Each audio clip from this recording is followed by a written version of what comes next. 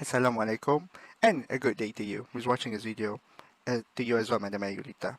My name is Aiman Safwan, and my group will be presenting on our new research, which is Malaysian English, Standard English, and the effect it has on proficiency level among Unisel students. Next slide, please. Thank you. This is our abstract. Malaysian English and Standard English are two different variants of the same language. But they both count as English, but they possess slight variations, which can cause confusion when code switching between either of them.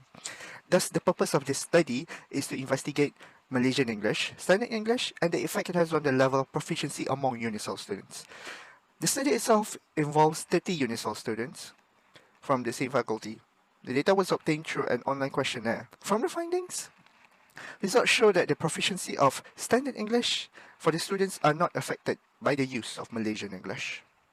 Next slide, please. Thank you. So, this is the background of our study. According to Kachru, 1990, Malaysian English is relatively new to the English scene and is categorized as a new English. It's part of the outer circle of English. The outer circle consists of countries which have relations to colonial British, usually, and English is used in daily life, as well as in the government sector as a second language. The type of English used in Malaysia is called Malaysian English. Malaysian English differs from the Standard English in the way that it has adapted to Malaysian culture, to our culture and norms. Some purists of the English language, such as Prater, in 1968, he regards the New English as heresies and unacceptable as they deviate from the Standard English. In the inner circle, such as countries in the inner circle, which includes Australia, New Zealand, the UK, and America. However, Kachru, in 1976, stated that the process itself is an inevitable process of acculturation. Hi and Assalamualaikum. My name is Asyaqirin Mohammad and I'll be presenting about the problem statement of our research paper. So, a problem that we have noticed while in university is that students tend to switch between Malaysian English and Standard British English. When a student is among peers or outside a formal environment, it can be seen that most people tend to code switch frequently to Malaysian English or another language while they are talking. The use of Standard English is mostly while doing coursework or presentations.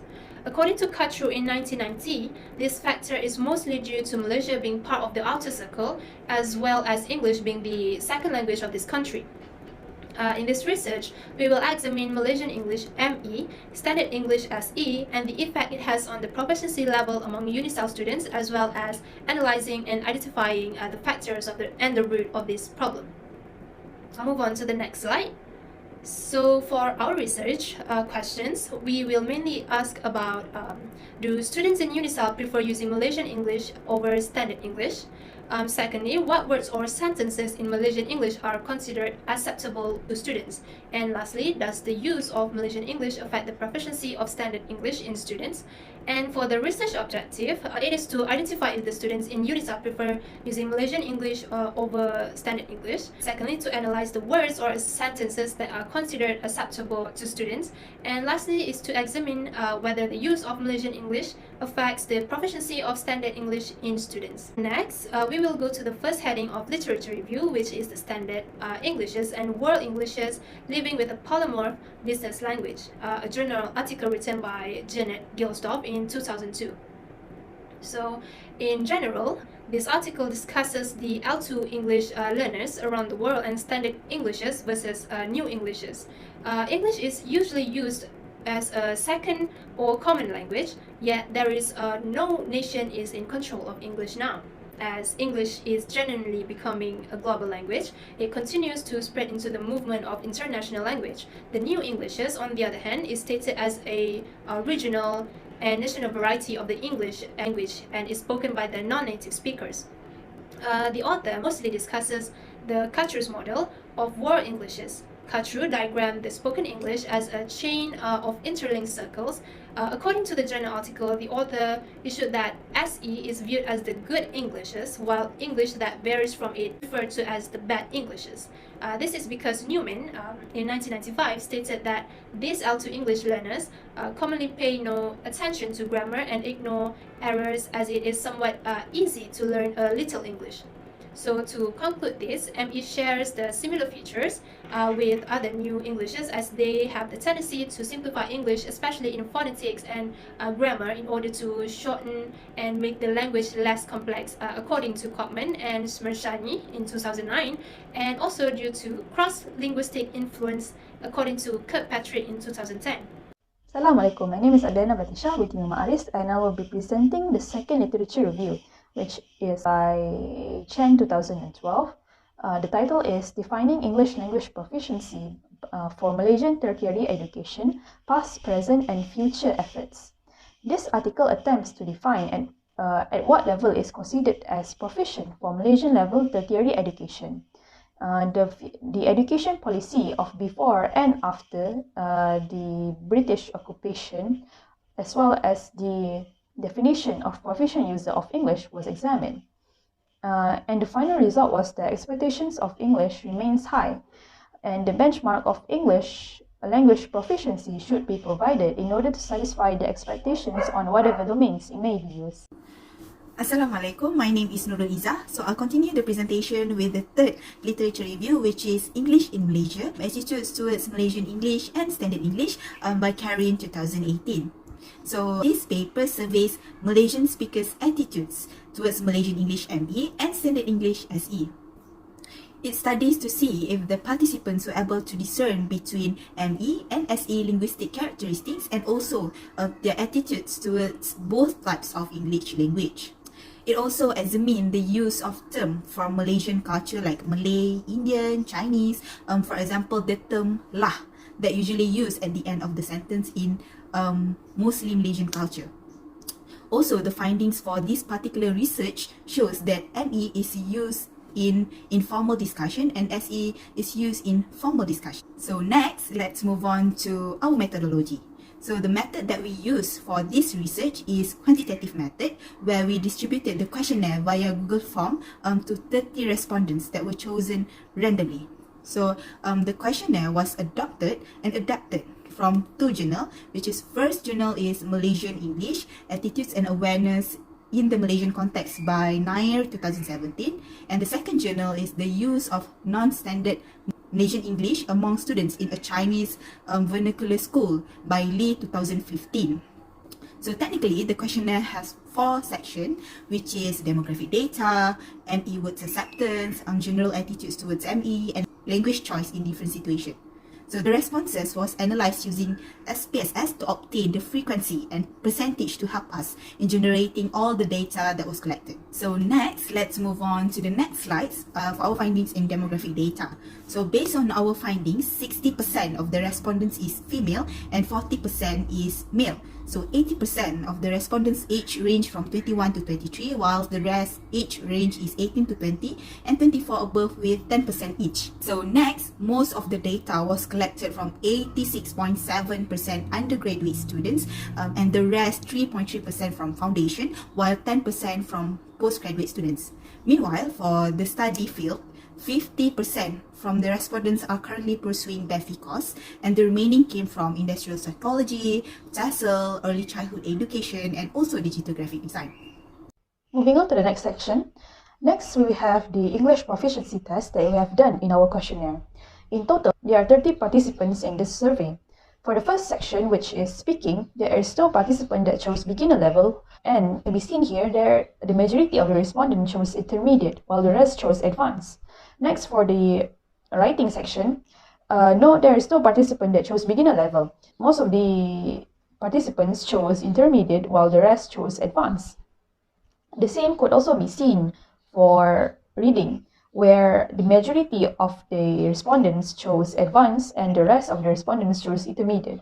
For listening, however, there is one respondent that chose beginner level, while the rest, which is the majority, chose intermediate and the rest chose advanced. Moving on to the next section, which is the findings for research question 1. The question for research question 1 is, do students in Unisel prefer using Malaysian English, ME, over Standard English, SE? This research question will be analyzed according to section C, language choices in different situations.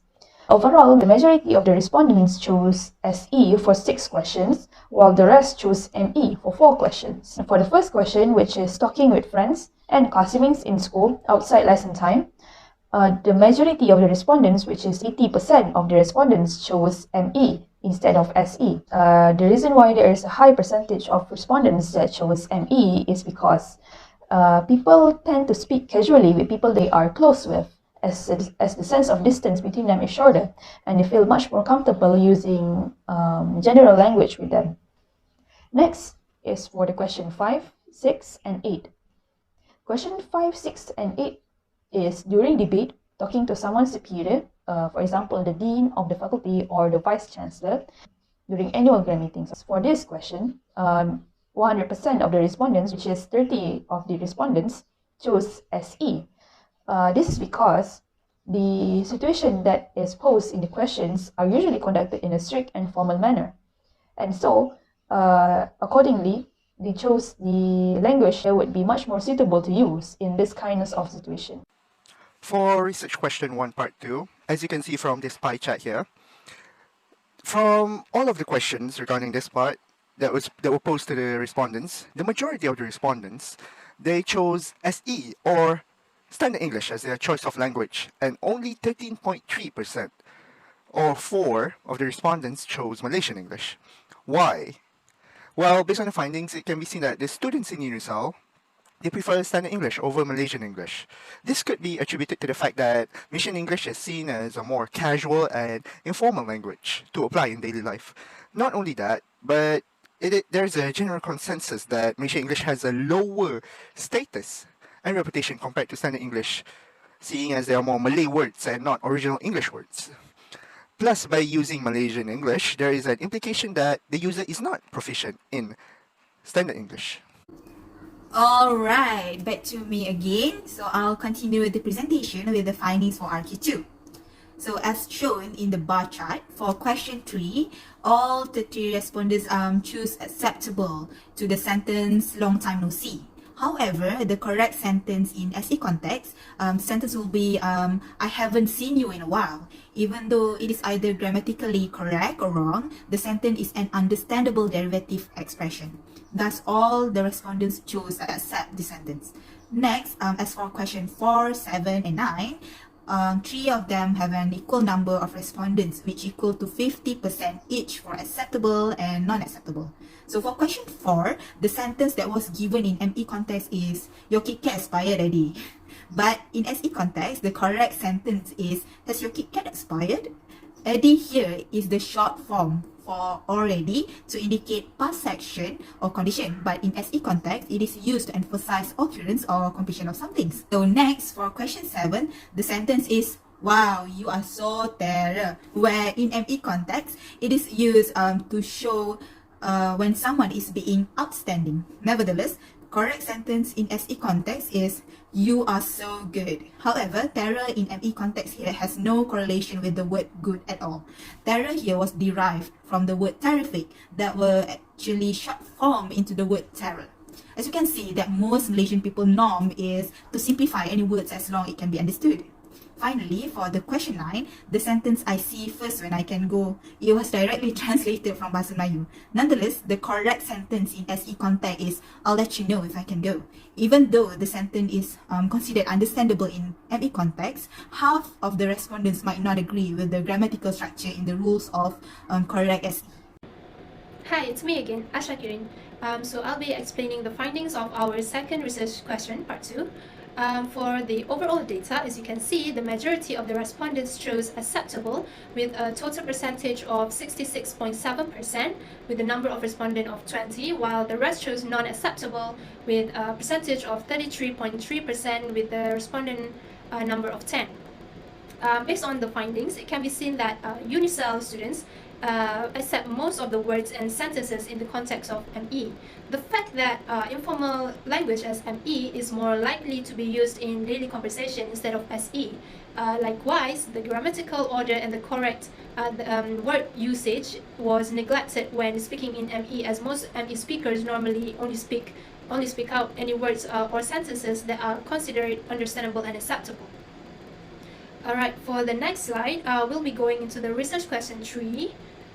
Based on the limited sample that we have gathered, the conclusion that we can make is that the proficiency of SE in students is not affected by the use of ME.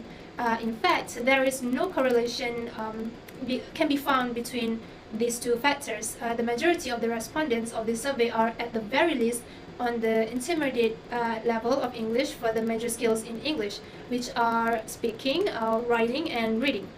For the listening, however, there is one respondent who is on the beginner level. Since there is only one respondent, we consider them to be an outlier.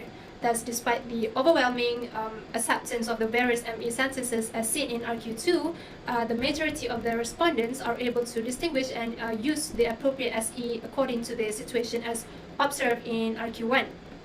So this comes to the conclusion that ME does not affect the proficiency level of SE for the respondents. And now we move on to the conclusion of our mini research. So, from the study that we have conducted, we have found that the research questions that we have prepared were answered. So, the choice of English, such as Malaysian or Standard English, does not come or does not have an effect on the proficiency level of the students in Unisel. This conclusion is reached from the findings of both RQ1 and also RQ2. The findings of RQ3 also supports this argument. The findings of RQ1 shows that the respondents preferred Standard English instead of Malaysian English. But it also shows that the respondents use Standard English in formal situations and environments, while Malaysian English is usually used for informal settings. Meanwhile, the findings for RQ2 shows that the majority, which is 66.7% or 20 of the respondents, accept the Malaysian English words given in the section D of our questionnaire. In conclusion, it seems that the choice of English has no effect on the proficiency at all, seeing as both SE and ME are both used in different situations. It can be assumed that both of them are used, and it ensures that proficiency is affected and maintained. Moving on to the next slide, which is recommendation. Based on our research findings, we have found a few weaknesses in our own research. First, the first research gap is that the sample size is too small and limited, as there are only 30 people who were selected. And also, the sample size is only limited to FES students. So we can improve this by widening the net to include students from other faculties to get more comprehensive, accurate, as well as more reliable data. The respondents also need to undergo a proper and reliable proficiency test so we can properly gauge their abilities and classify them accordingly, as the current way of assessing the proficiency is unreliable, as it depends on the respondents' opinions on their own abilities.